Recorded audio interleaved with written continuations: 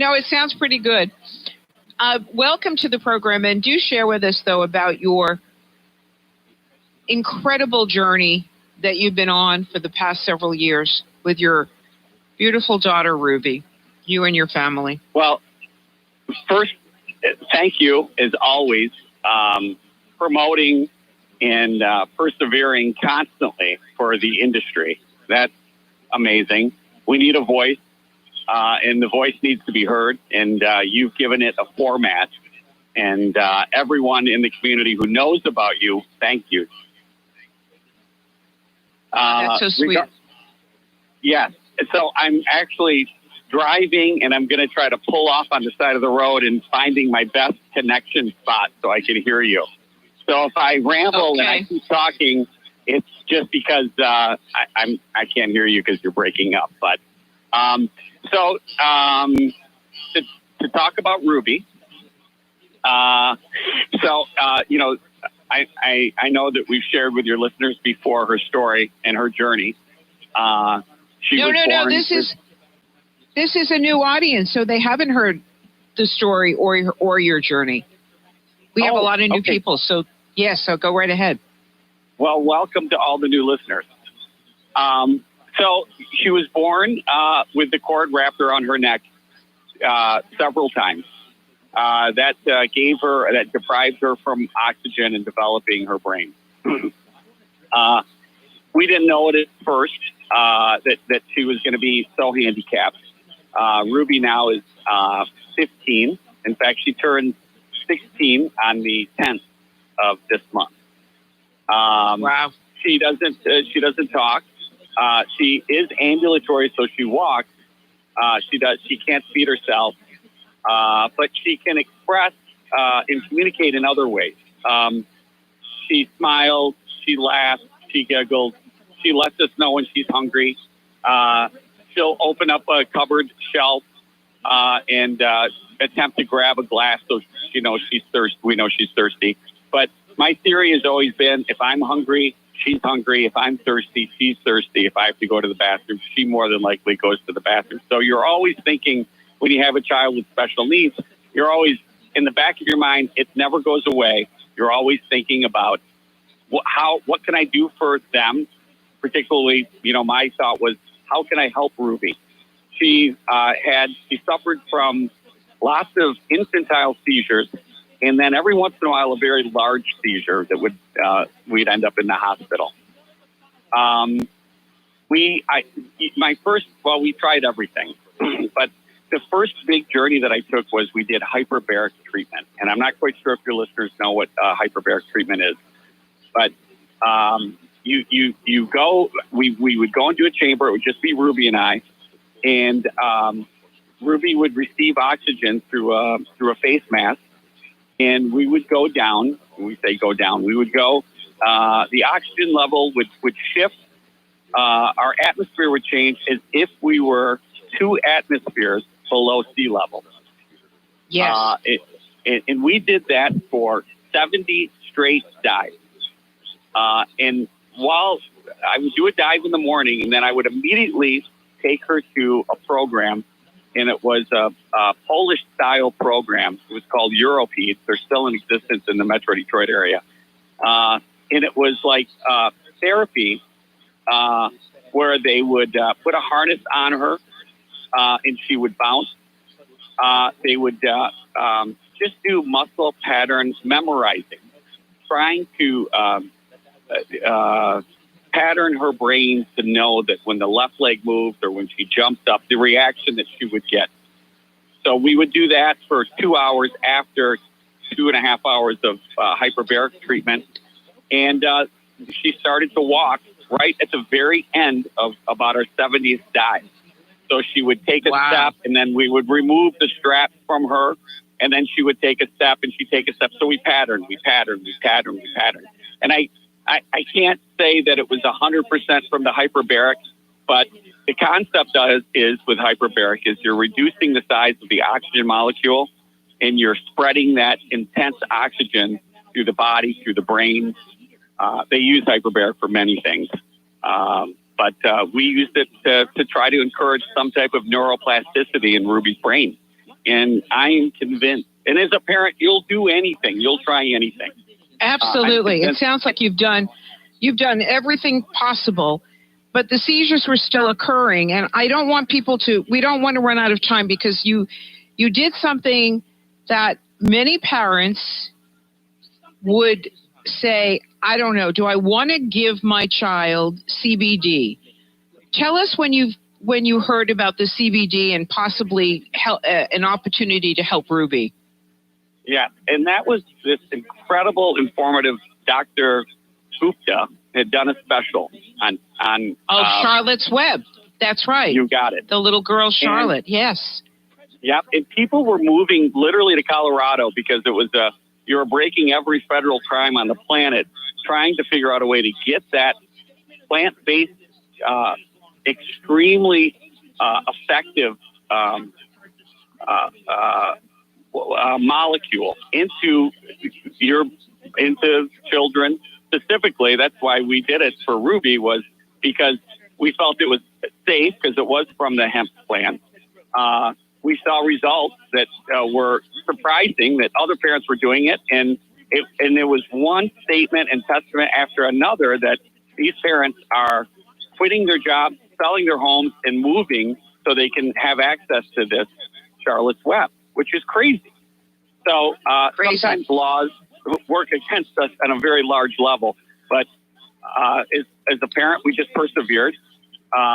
We had studied how they, so we had started working with a company out in Arizona called CBD Unlimited, and that's how we accessed the hemp-based isolate, and that's how I started doing experiments, trying to figure out the right amount to give Ruby. The right dosage, yes. Yeah, and lo and behold, amazingly enough, you don't need a lot of it. We created our product with 10 milligrams per honey stick, and she takes 2 in the morning and 2 at night. And she's been seizure-free completely for 4 years, except she did fall down and hit her head, unfortunately, and then she went into a seizure, but that has nothing to do with the neuroplasticity. She just banged her head and went into a little seizure. Right. But she's good. She's doing so fantastic. And, our success Isn't it amazing? Isn't it amazing? So that you took the clover, the honey, and made it into straws so that you could just administer it. We're going to continue. This is they started this company. It's now called Ruby Bees, and the website is rubybees.com. We'll be right back with Peter Boyer with an extraordinary journey with his daughter right here on Cannabis Talk A to Z, an educational odyssey. Stay tuned. We'll be right back.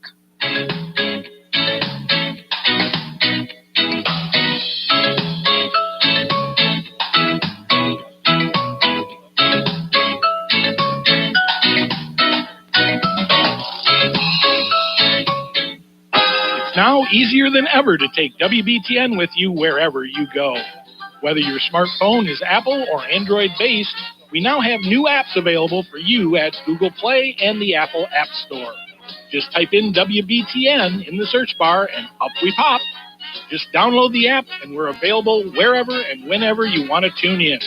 And if you're at home or the office, you can still stream us online at WBTNAM.org. As our loved ones grow older, their lives can be filled with many healthcare issues. As a healthcare provider, you want the best for them and want to regularly monitor indicators of their well-being. But constant trips to the doctor's office can be difficult, time-consuming, and costly.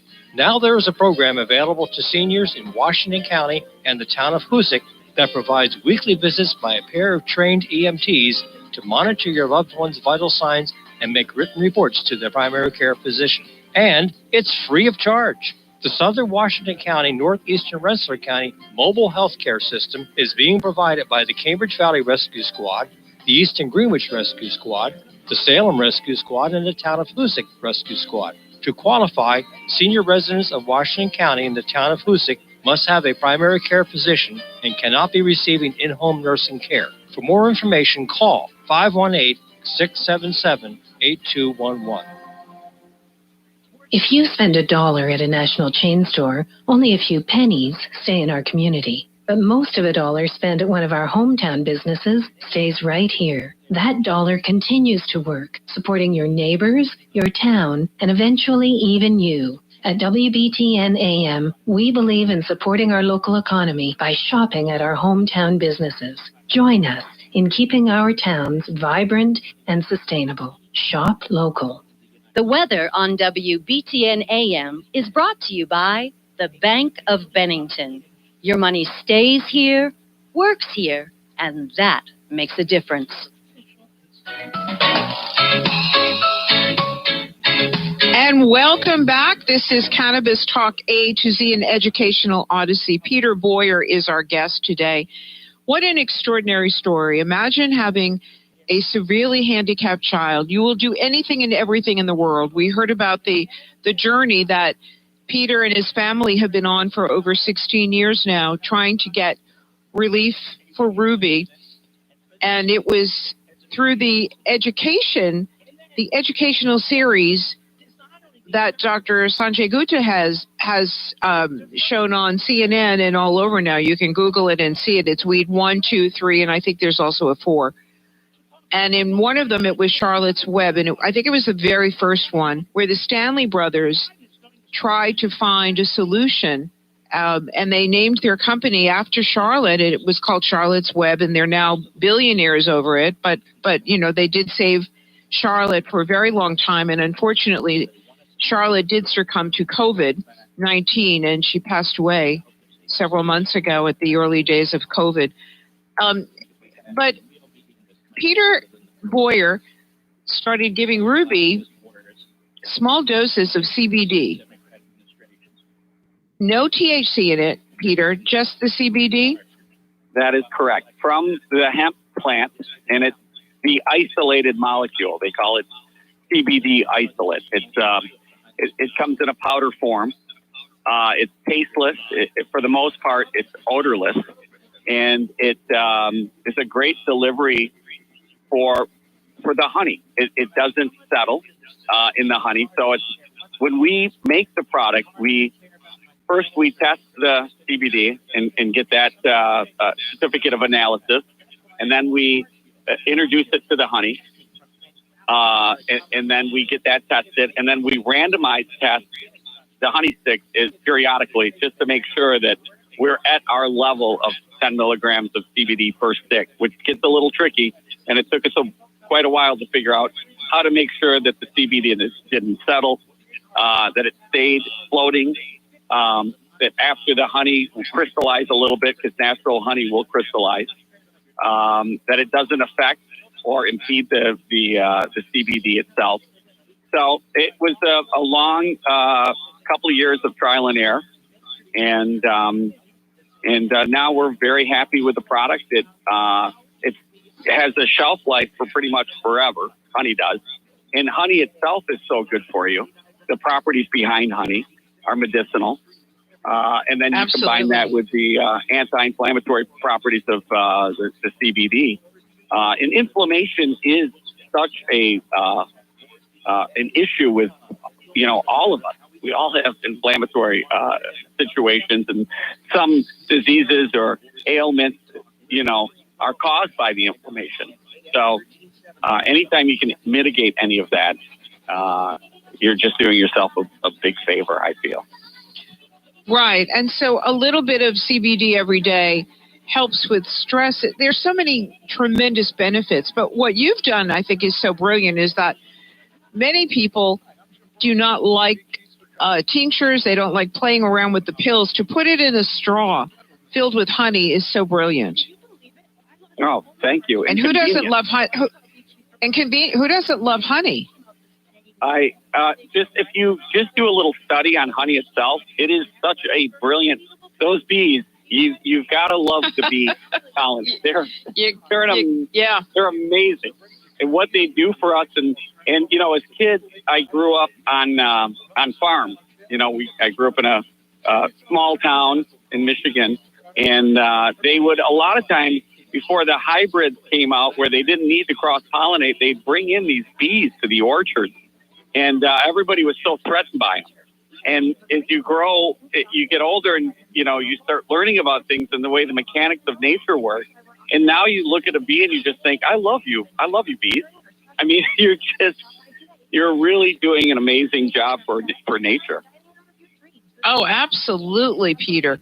And Ruby continues to thrive, and she's walking now. She's ambulatory, as you shared with us. And who knows the possibilities? Who knows what can happen? Because you've opened up new pathways for her brain to receive and to accept. And imagine, I mean, just the thought of that, for her to be seizure-free is just absolutely a miracle. Yeah. Thank you. It is. It's, I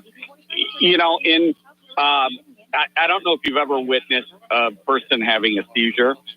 It's heartbreaking, and you never know what to do. And then when it's your own child, it pulls everything out of you. It's probably more exhausting for the parent or anyone around someone who's having a seizure than the person who's having the seizure, because you're just helpless, it's nice to not have to worry about those. That's for sure. I bet. And we're now, for doctors at U of M, encouraged it and said, you know what, try anything. I mean, essentially, these neurologists understand it.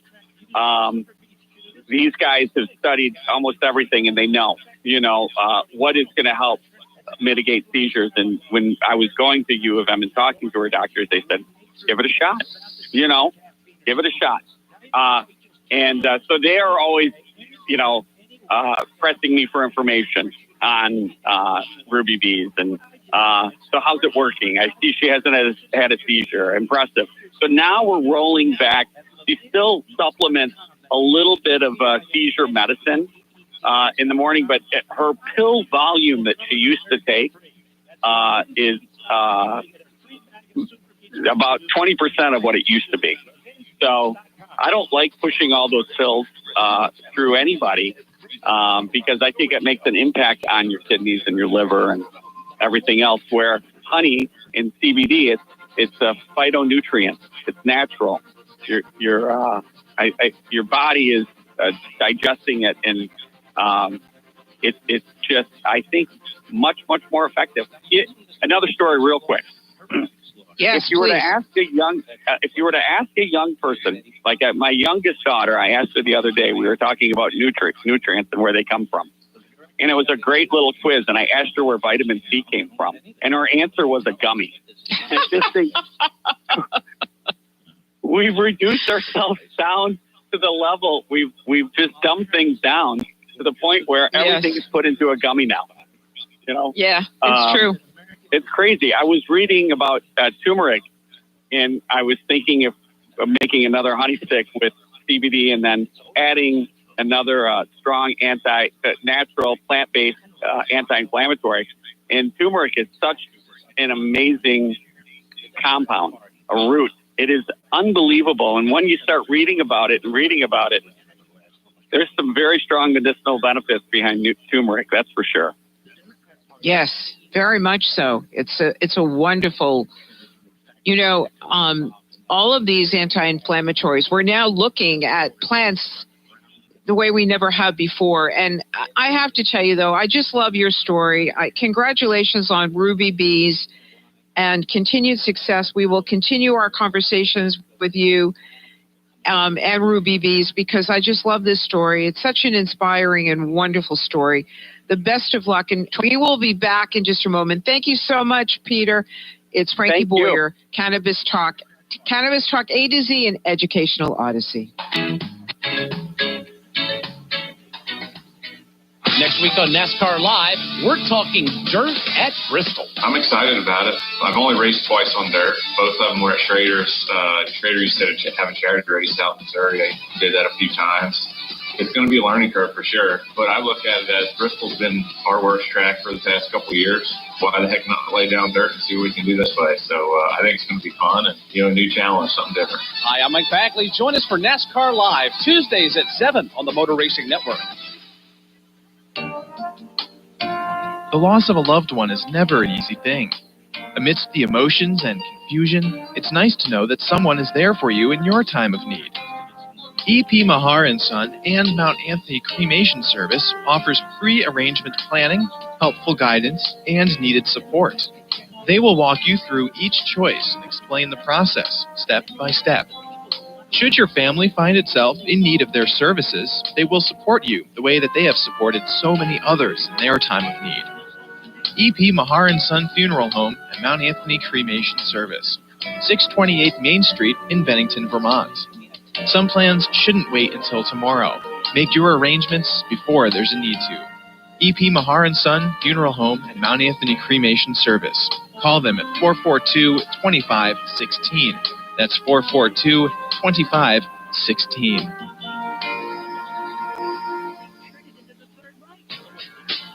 This is Jim Campbell. I'm happy to announce Forensic Talk with Jim Campbell can now be heard Monday nights at 7 right here on WBTN. Forensic Talk with Jim Campbell, all talk and all crime, the nation's biggest murders, financial crimes on Wall Street, corporate and political scandals, inside the crimes of Russia's Putin and more. The facts, the forensics, the inside stories. That's Forensic Talk, Monday nights at 7 here on WBTN AM 1370, Southwestern Vermont's community radio station.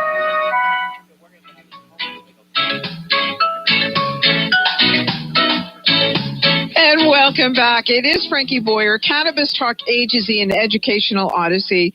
Joining us now is attorney Andrew Rosso, and he's a licensed attorney, an adjunct law professor, journalist, anti-bullying activist. He is the CEO and president of AR Media Consulting, co-founder of the Guardian Project alongside TV actor Mark Pellegrino. And you found, Andrew, welcome to you have the most fascinating background. Thank you so much. Thank you so much for having me. You found your way to success at a very young age after a legal thesis went viral on the legalities of gaming, like Pokemon.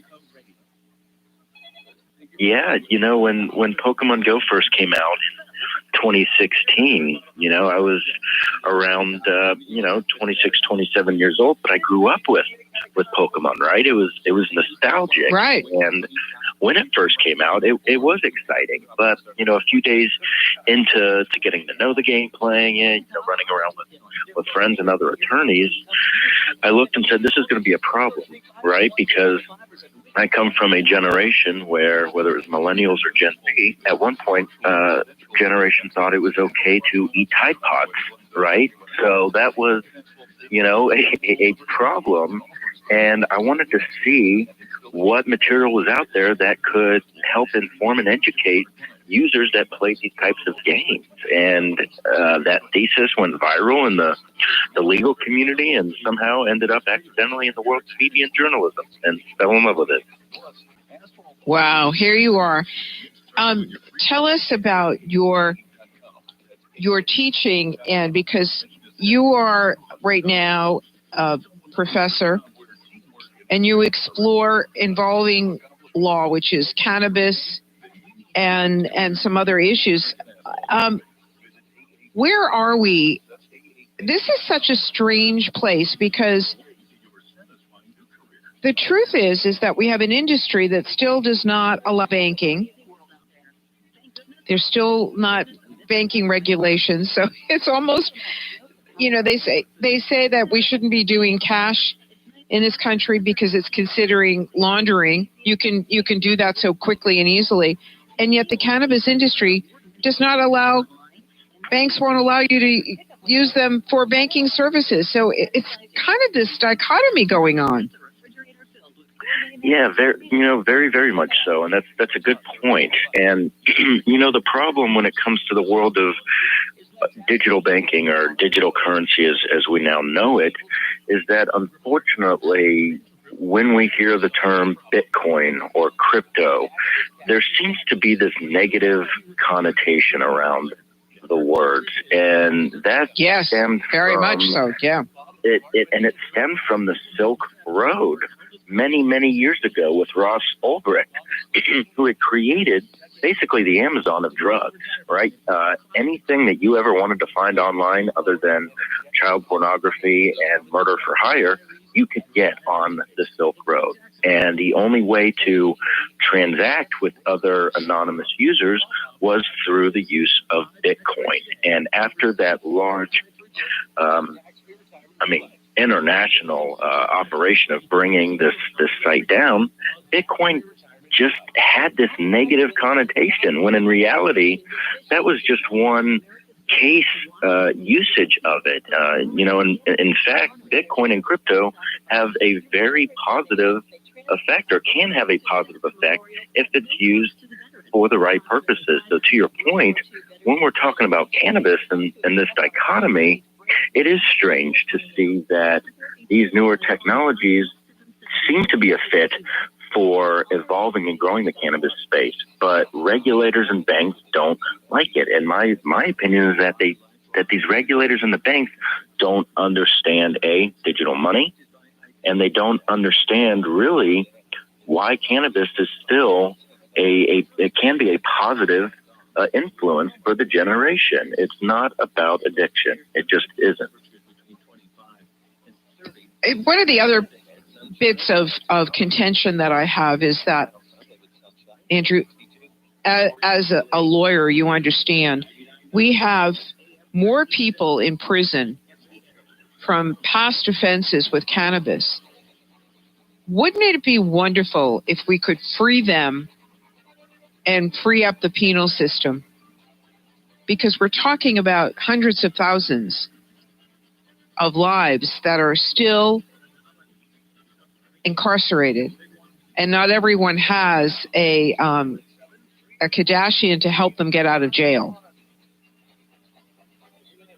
And it's troubling, right? I think as of July, and I don't quote me on this, but I believe it's close to around 40,000 people that are today incarcerated for marijuana-related offenses, right?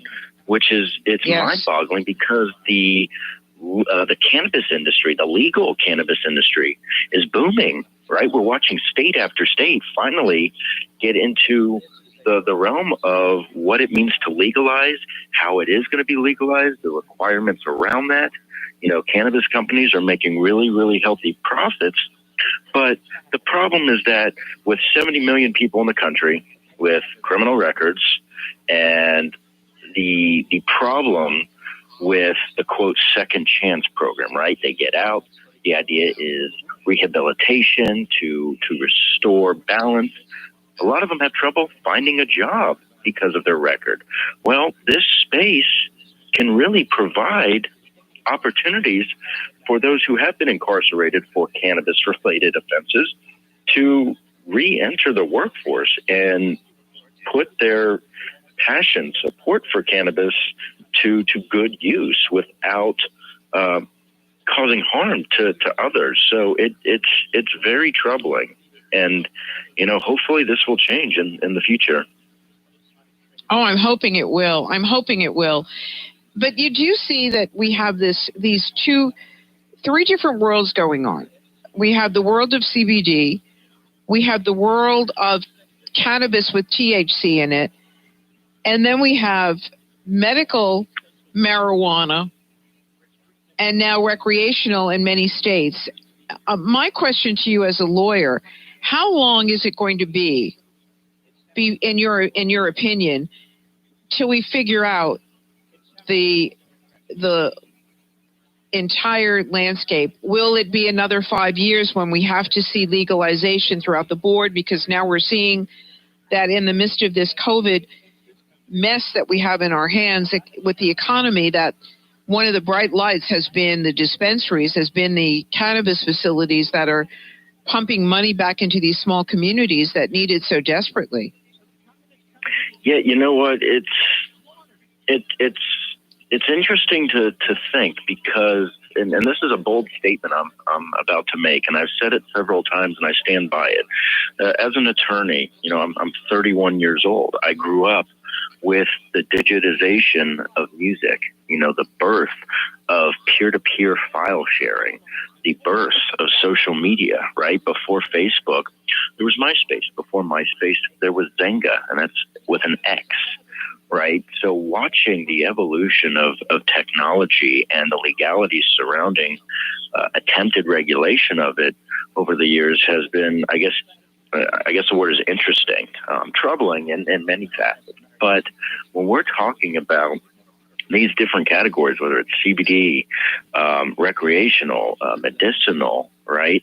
I think that the changes that we are looking for, the changes that are necessary to move the cannabis space in a positive upward direction cannot be achieved until you have the right people advocating for it. We look at the court system, and we have judges, and these judges are 3-4 times our age, right? They are past their prime. With all due respect, they have earned their right to sit on the bench.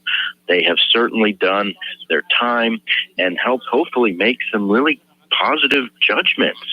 But at the same time, to have a single judge, female or male, that is, 70, 80 years old sitting on the bench, or even those who are maybe a little bit younger and have a bias of some sort towards it, whether it's due to a family or a personal reason, it's not enough, and it's damaging. So my thought is to have a series of millennial attorneys and a panel. I love it. I love it. Wait a minute. I love that theory. Hold on. I'm going to let you explain that theory, and then we'll talk a little bit more about the Guardian Project as well. And give us the best website as we take a quick break. Sure. My website is www.andrewrosso.com. You can type my name into Google and you will see everything. And we'll be right back with Andrew. I'm Frankie Boyer. Cannabis Talk A to Z and Educational Odyssey. Stay tuned.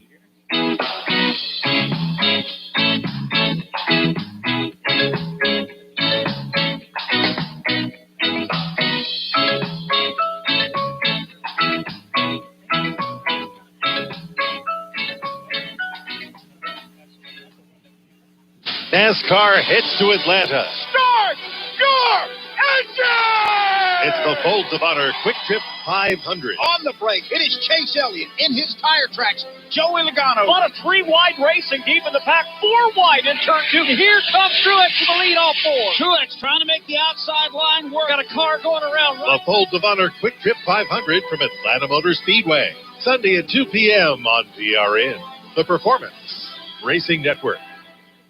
The Bennington Fire Department needs you. You don't have any experience? That's not a problem. We'll train you in the evening and on weekends.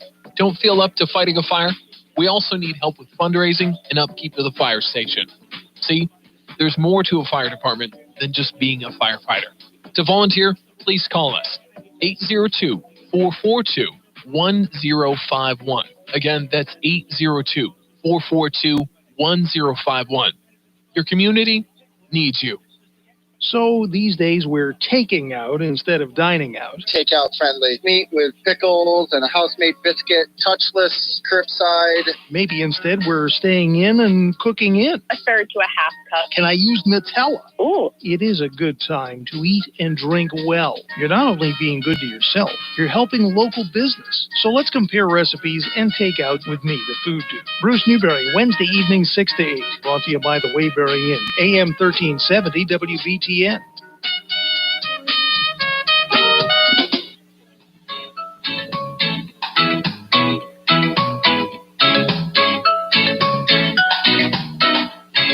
And welcome back. It is Cannabis Talk A to Z and Educational Odyssey. Andrew Rosso is with us. He's an attorney, an adjunct law professor, journalist, anti-bullying activist, and the CEO and president of AR Media Consulting and the co-founder of the Guardian Project. Let me go back to, you ended that last segment, Andrew. We were talking about how do we unite this country with the legal use of all forms of cannabis, that banking, that digital currency, and all of that come together? And tell us about your theory. Sure. And as I said briefly earlier, it's a bold statement that I'm making. Traditionally, when we look at the court system, at least on the trial court level, potentially at the appellate level, is you have a single fact finder. You have a single judge, man or woman, okay, which has worked, or has it? And what I mean by that is the judges and the jury are supposed to be impartial, supposed to be unbiased. The problem with that is that we're all human, okay? There is no such thing as not being biased in a umbrella blanket of any and all potential cases. My theory, my proposal is that if there is one judge sitting before the prosecution and the defense for issues when it comes to digital currency, cannabis, these new technologies, wouldn't it make sense to have a panel of judges, right? So you have a combination of millennials, okay, and people who understand, who are of course licensed, but who understand these technologies, who are able to lend their own expertise and arguably their thoughts on this technology. Because the problem is we've seen in the past year and a half with Congress, right, with Mark Zuckerberg and Twitter, is that the senators, the regulators, and the people asking questions to Zuckerberg, they don't understand the very platforms that they're asking questions on, right? One senator asked 2 years ago, Mr. Zuckerberg, how does Facebook make money? And this senator has his own page, right? Whether he runs it or not, that's a different story. But Zuckerberg looks at him and laughs and goes, well, Senator, we run ads. Oh, okay. So the problem is that the people who are in the positions of power and authority to I'm laughing because I remember that. I remember that moment. Yes. And they don't understand the technologies before them, but somehow they are, quote, qualified to make these groundbreaking decisions on these new technologies. It's dangerous. So rather than just have one judge, have a panel, have a couple of subject matter experts, maybe a crypto or a digital money expert who are, again, these are all licensed attorneys, but have subject matter experts that can help the judge make the best decision possible, right, with the jury. And that's, right. And again, I could go on and on with this, but in summary, that's my thought, is have a panel, not a single judge who may be past their prime, who may not be qualified or sophisticated enough in the sense of understanding these new complexities behind these technologies. So do you don't see legalization happening in the next 5 years? I definitely do. It's just a matter of how it's going to come about. I mean, we're already seeing great progress, right? And, at least back in Ohio, when I was practicing, I've been practicing for about 5 years, but out in Montgomery County, Ohio, the opioid epidemic is horrendous. It's the number one, it's the capital of the U.S. for opioid abuse. But when it came to simple marijuana-related crimes, prosecutors, many of them that I knew, did not really look too much at it, right? Unless there was fentanyl, unless there were other substances involved, because the harm associated with it, with this just pure cannabis, was very minimal. So to your question, yes, I think we will see magnificent changes in the next 5 years. Hell, even in the next year. It's just a matter of who are going to be the proponents that help push us closer and closer to that full legalization. Federally, it's going to be a challenge because of who are in those positions of power. Going back to what I said, there's bias all around, and it could be as simple as a personal matter or someone having lost their child in a car accident, even though cannabis may not have been the cause. Absolutely. I think you're right. Hey, before we say goodbye to you, tell us about the Guardian project that you're doing with with TV actor Mark Pellegrino. Sure. So for those who don't know who Mark Pellegrino is, he has been in a number of incredible works over the years, most notably Lost. He played Jacob on Lost, Dexter, and for about he's great, years, he played Lucifer in Supernatural, and now he is a major character, Deputy Standall on Netflix's 13 Reasons Why. So what Mark and I have done is we came together because we shared very eerily similar stories of instances when we were younger that involved sexual abuse and acts of sexual violence. And we took a stand and said, look, we do not want other people to feel isolated anymore. We need to educate those around us on the dangers of online bullying because, one, it does exist. The problem is that people try to deny its existence. Number two is that there needs to be a system of accountability for those aggressors out there. Right now, it's very difficult to quote, punish or to hold aggressors responsible, whether it's by geographical location or just because of the lack of regulation around its criminality. So being able to create a documentary with that's senators so great. and mothers and voices to educate. I'm going to have you back. We're out of time, but we will have you back to talk more about that, the Guardian Project. I promise. Thank you so much for being. We are so thrilled that you stopped by today. Give us the best website, please. Thank you so much for having me. Sure. AndrewRosso.com, or you can find me on Instagram at CyberGuyESQ, and I respond to every message. Thank you so much, and thank all of you. This has been another edition of Cannabis Talk A to Z, an educational odyssey. I'm Frankie Boyer. Thanks for listening. Make it a great day, and as always, smile. You must keep on